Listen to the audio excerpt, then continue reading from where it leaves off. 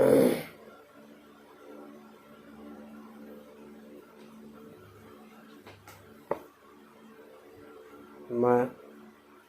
चंद्रभूषण तिवारी, जुत्थालाल संस्कृत महाविद्यालय मयौलिया, पश्चिम चंपारण। आज online class के माध्यम से मैं अपने शास्त्रीय प्रतिष्ठा तृतीय खंड के छात्रों को नाट्य शास्त्र के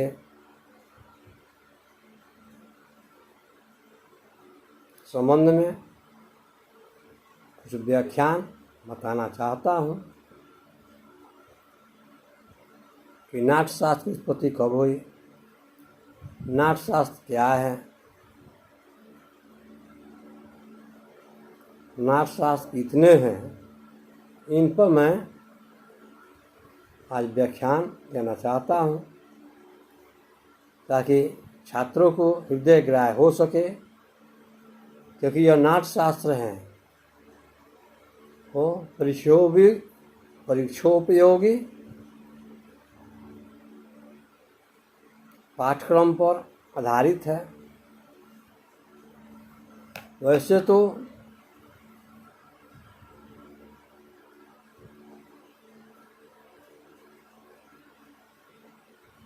हम मानते हैं या जानते हैं कि जो नाट्य शास्त्र है समाज का दर्पण है। हर समाज में जो घटनाएं घटित होती है उसे ही रंग मंचों पर मंचित किया जाता है। रंग मंच पर मंचित करने के अभिनय करने के पश्चात इसे नाटक की संज्ञा दी जाती है।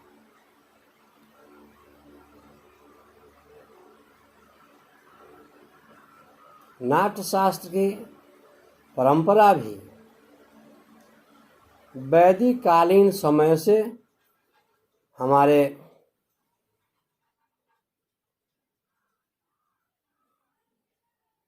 यहाँ प्रचलित है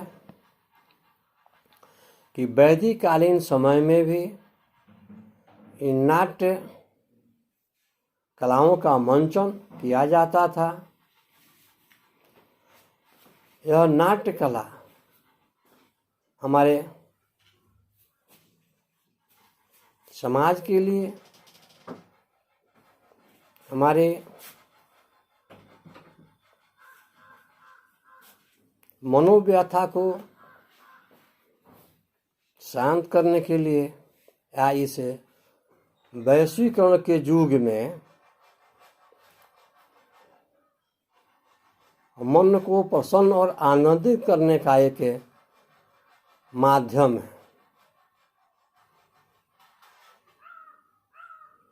इससे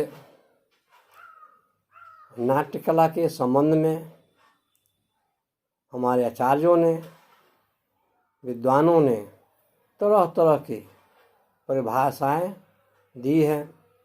जैसा कि हम जानते हैं कि प्राचीन काल के ऐतिहासिक पहलुओं पर बहुत सारे तर्क वितर्क एवं खंडन मंडन किए जाते हैं। फिर भी संस्कृत वाङ्मय के इतिहास के अध्ययनों पश्चात हम इन बिंदुओं को दर्शाते हैं या पठन पाठन कराते हैं। इससे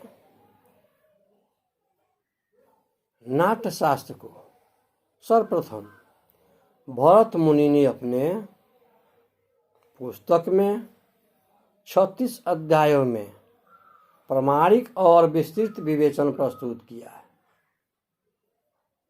अर्थात नाट्य शास्त्र क्या है, वे कौन कौन से आवश्यक तत्व हैं, इन सारी बिंदुओं पर हमारे आचार्य भरत मुनि ने अपने नाट्य शास्त्र की पुस्तक में व्यापक व्याख्या की है।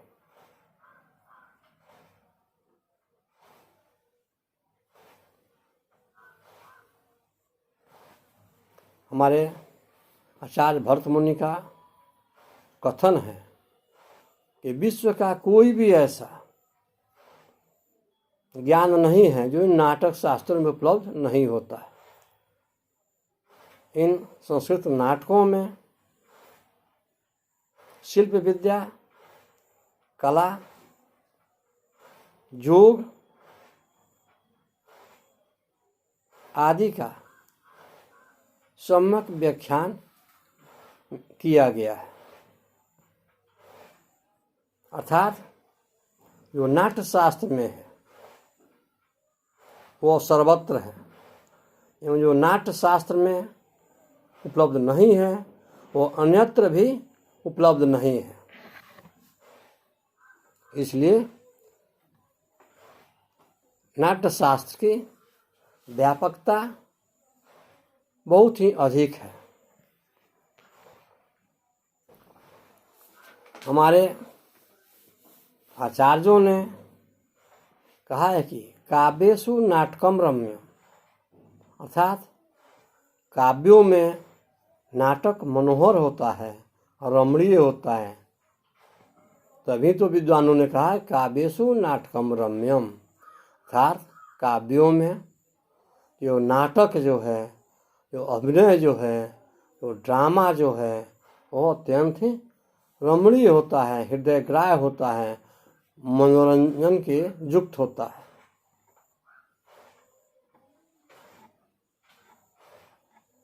संस्कृत नाट्यकारों ने काव्यों को दो भागों में विभक्त किया है, अर्थात संस्कृत विद्वानों ने हमारे उपलब्ध काव्यों को दो भागों में विभक्त किया है। एक है श्रव्य काव्य और दूसरा है दृश्य काव्य। श्रव्य काव्य जिसे सुना जाए, पठन मनन किया जाए, और दृश्य काव्य है जिसे देखा जाए, जिसे आँखों के द्वारा मंचों पर देखा जाता है, उसे ही दृश्य काव्य की संज्ञा दी जाती है।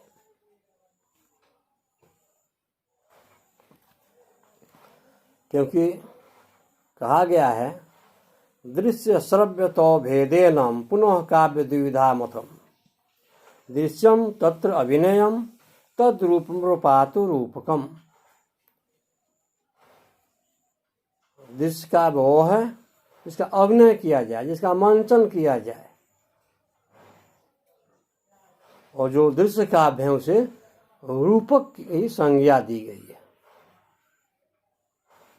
अर्थात दृश्य काव्य में रूपकों तथा उपरूपकों का ग्रहण होता है, ग्राह्य है कि उनका अभिनय किया जाता है और ये दर्शकों के द्वारा देखे जाते हैं। नाटक के लिए संस्कृत में परिभाषिक शब्द रूपक है, अर्थात संस्कृत नाटकों को रूपक की संज्ञा दी गई, रूपक कहा जाता है। संस्कृत साहित्य में जो नाटक हैं उसका नामकरण रूपक से किया गया है। इन रूपकों के 10 भेद हैं: नाटक, प्रकरण, भाण, व्याजोग, सम्मोहकार, डीन, इहामृग, अंक, वीथी एवं प्रहसन।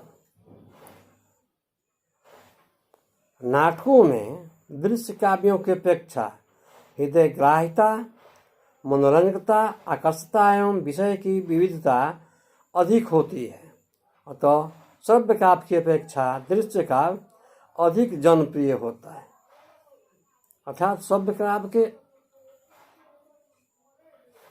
तुलना में दृश्य काव्य बहुत ही उपयोगी होता है। तभी तो विद्वानों ने कहा काव्येषु नाटकम रम्यम, कि काव्यों में नाटक रम्य है।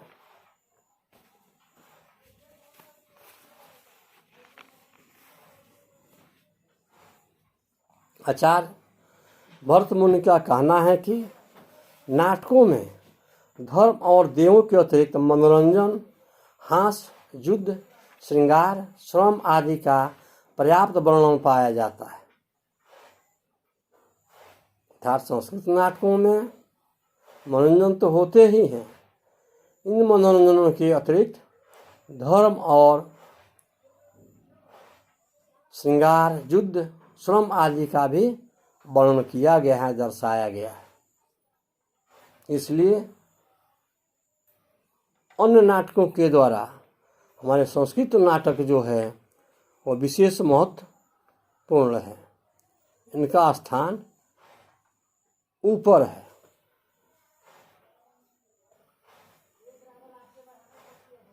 इन नाटकों की उत्पत्ति आधुनिक संस्कृत से पूर्व ऋग्वैदिक काल से ही आ रहा है। अर्थात ऋग्वेद काल में भी संस्कृत नाटकों का, संस्कृत रूपों का प्रचलन देखा गया है।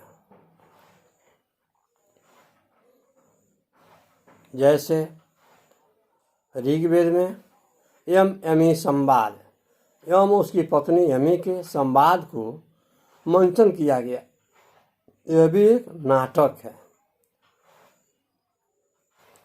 इंद्राणी वृषा संवाद, पूर्वा उर्वशी संवाद, पूर्वा उर्वशी विलाप, इन सब रूपों का ऋग्वैदिक काल में ही प्रचलन हो पाया था।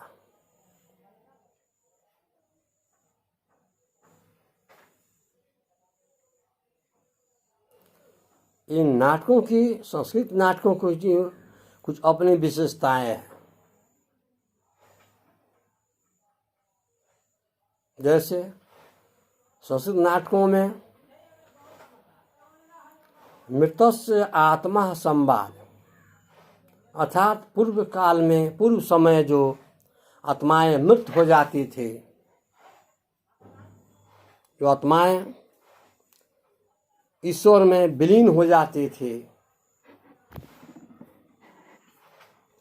उन आत्माओं का भी संस्कृत नाटकों में चित्रण किया गया है।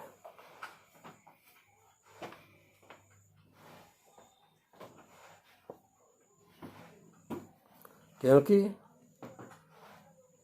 पूर्व में भी मृत आत्माओं को प्रसन्न करने के लिए जो हम लोग अपनी श्रद्धा भावना को प्रकट करते हैं, उन नाटकों को मृतात्मा संवाद के अंतर्गत रखा जा सकता है। ठीक उसी प्रकार पर्ववाद, या जो पर्ववाद जो नाटकों का एक श्रेणी है, इन नाटकों में होली, बसंत पंचमी, दशहरा के समय जो अभिनय होते हैं, उन अभिनयों को पर्ववाद कहा जाता है। अर्थात पर्व के अवसर पर, त्योहारों के अवसर पर जो अभिनय होते हैं, उनसे पर्ववाद रूपक पर्ववाद नाटक की संज्ञा दी गई है। या हमारे संस्कृत नाटकों की विशेषताओं में एक विशेषता है पर्ववाद नाटक। और पर्वों के अवसर पर जो नाटक किए जाते हैं उन्हें पर्ववाद नाटक कहा गया है। ठीक उसी प्रकार रासलीलावाद, रासलीलावाद अर्थात कृष्ण और राधा की जो रासलीला है उसका भी मंचन किया गया है। और लीलाओं को दर्शकों को मनोरंजन के लिए जो दिखाया जाता है उसे रासलीलावाद की संज्ञा दी गई है, क्योंकि इसमें कृष्ण भक्ति से संबंध आयोजित रासलीलाओं का वर्णन दर्शाया गया है।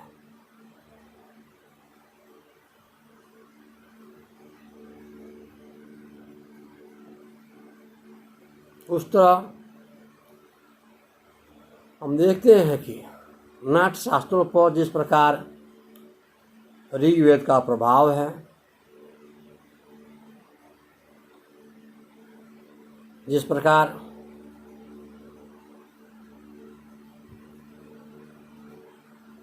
पर्ववाद, मृतात्मा संवाद, रासलीलावाद आदि जो पृथक पृथक नाटकों की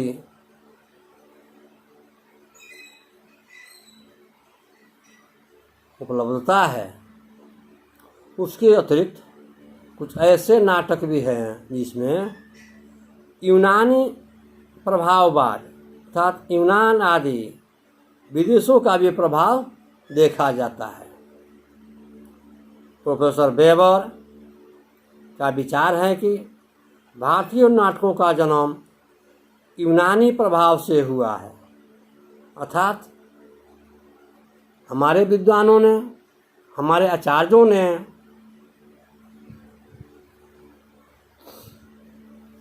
यह प्रमाणित किया कि ऋग्वेद से ही संस्कृत नाटकों का मंचन होता आ रहा है। ऋग्वेदिक कालीन से ही इन नाटकों का उद्भव देखा जाता है। ठीक उसी के अनुरूप हमारे पश्चिमी विद्वानों ने, यूनान आदि के, जर्मन आदि, कीथ, वेबर आदि विद्वानों का कहना है कि जो नाटक है उस पर ग्रीक सभ्यता का प्रभाव है, अर्थात वहाँ से यह नकल किया गया है। लेकिन यह प्रमाणिक तथ्य नहीं है कि हम पूर्व में ही इस बात को मानते हैं कि संस्कृत भाषा ही सभी भाषाओं की जननी है। सभी भाषाओं का जन्म इस संस्कृत से हुआ है। इसलिए हम इस तथ्य पर, तर्क पर पहुंचते हैं कि नाटकों का उद्गम स्थान ऋग्वेदिक कालीन समय ही पर्याप्त माना जा सकता है।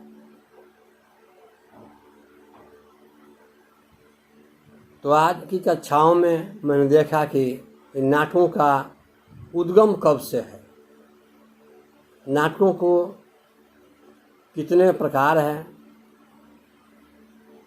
नाटकों की अपनी कौन सी विशेषताएं हैं। अगली कक्षा में संस्कृत साहित्य के कुछ प्रमुख नाटकों की व्याख्या की जाएगी। ये कौन कौन से प्रमुख नाटक हैं, उनके नाटककार या कवि कौन हैं। जैसे अभी हाल में देखा जाए कि हमारे कवि कुलगुरु महाकवि कालिदास के जो नाटक है, बता सकते हैं आप कितने नाटक हैं? महाकवि कालिदास के जो प्रमुख नाटक है वह है अभिज्ञान शाकुंतलम। क्यों शुरू में ही कहा गया कि काव्येषु नाटकम रम्यम, काव्यों में नाटक रम्य है। ठीक उस प्रकार यहाँ हमारे आचार्यों ने स्वीकार किया है कि काव्येषु नाटकम रम्यम तत्रापि अभिज्ञान शाकुंतलम अश्लोक चतुष्टय, अर्थात काव्य में नाटक रम तो है, ये उन रम्य नाटकों में, रम्य काव्यों में महाकवि कालिदास का अभिज्ञान शाकुंतलम अत्यंत रमणीय है। और उसे अभिज्ञान शाकुंतलम रमणीय नाटक में जो चतुर्थ अंक के जो 4 श्लोक हैं वो अत्यंत ही हृदय ग्राह्य है। इस प्रकार हम देखते हैं कि